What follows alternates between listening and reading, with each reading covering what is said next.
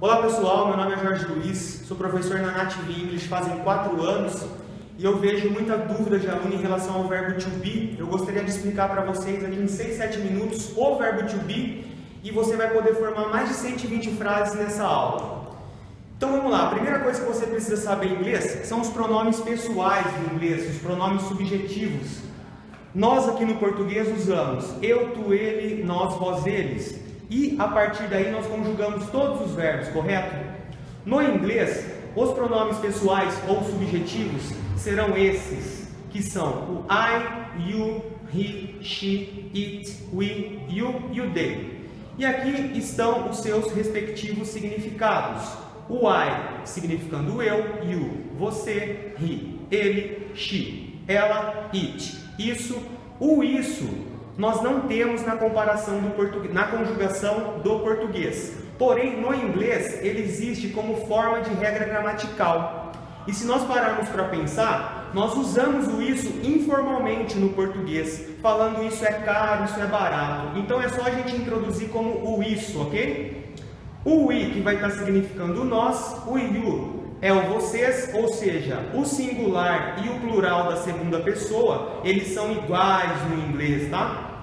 E o they vai ser o plural da terceira pessoa, que é o eles ou elas, e a gente tem que lembrar também que é o plural do it, também é o plural das coisas, ok?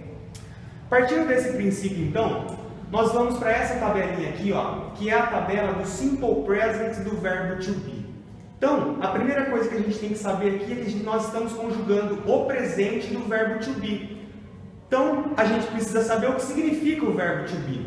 O verbo to be significa dois verbos em português, que seria o ser e o estar. Automaticamente, na sua conjugação, terá os dois significados aqui no português. Então, aqui foi dividido em forma afirmativa, negativa e interrogativa. Portanto, se você sabe que o I é o eu, e aqui você está conjugando no verbo ser, estar do presente, o I am significa eu sou ou eu estou, correto? E o you are? You are significa você é ou você está. E o he is? Ele é ou ele está. O she is? Ela é ou ela está. O it is, isso é ou isso está. O we are, nós somos ou nós estamos. O you are, vocês são ou vocês estão. E o they are, eles ou elas são ou estão. E também pode ser o plural das coisas, né? Quando você fala assim, as duas cadeiras estão quebradas, você conjuga as coisas informalmente, porque nós não temos o it na tabela da conjugação do português. Então, estudantes, nós aprendemos aqui, ó, a estrutura da forma afirmativa do verbo to be no presente. Exatamente da forma que eu falei. Eu sou, eu estou, você é, você está e assim sucessivamente. Sabendo disso, para você formar as suas primeiras frases, você vai ter que saber alguns adjetivos. Então, eu selecionei aqui, ó, 8 adjetivos que são bem utilizados no inglês. O primeiro deles, funny, significa engraçado ou engraçada. Esse é um outro problema do inglês, students. Por quê? O inglês não tem gênero. Portanto, automaticamente o funny pode ser tanto masculino quanto feminino. Ele significa engraçado ou engraçada. O happy, feliz, incredible, incrível, shy, tímido ou tímida, boring, chato ou chata, ugly, feio ou feia, polite, educado ou educada e o angry, bravo ou brava. Então, ó, pegando esses adjetivos e jogando aqui nessa fórmula afirmativa, nós já temos as nossas primeiras frases aí, ó. Se eu falar para vocês, I am funny, automaticamente eu disse o quê? Eu sou engraçado, ou pode ser eu estou engraçado. E essa é a nossa primeira sentença aí. E agora, se nós colocarmos todos esses adjetivos somente no eu sou, nós fazemos 8 frases aqui, ó, com I am. Quais são elas? I am funny, I am happy, I am incredible, I am shy, I am boring, I am ugly, I am polite e I am hungry. E automaticamente esses adjetivos podem ser utilizados aqui com os outros pronomes pessoais. Portanto, se eu falar you are funny, você é engraçado ou você está engraçado? Se eu falar he is funny, ele é engraçado ou ele está engraçado, e assim sucessivamente. Então, students, se você pegar esses adjetivos aqui e multiplicar aqui, você já vai ter 64 possibilidades de sentença para poder estar formando. Maravilha! Agora eu preciso falar para vocês da forma negativa, porque existem 3 formas principais da oratória, que são as fórmulas afirmativa, negativa e interrogativa. E a fórmula negativa do verbo to be no presente vai pedir a fórmula afirmativa mais o not. E aí já cria um problema para nós estudantes do português, porque nós estamos acostumados a pôr esse not entre o sujeito e o verbo, não é? Para mim falar eu não sou engraçado no português, eu disse o eu, primeiro o não, depois o engraçado, o sou e depois o engraçado. No inglês, esse not vem na frente.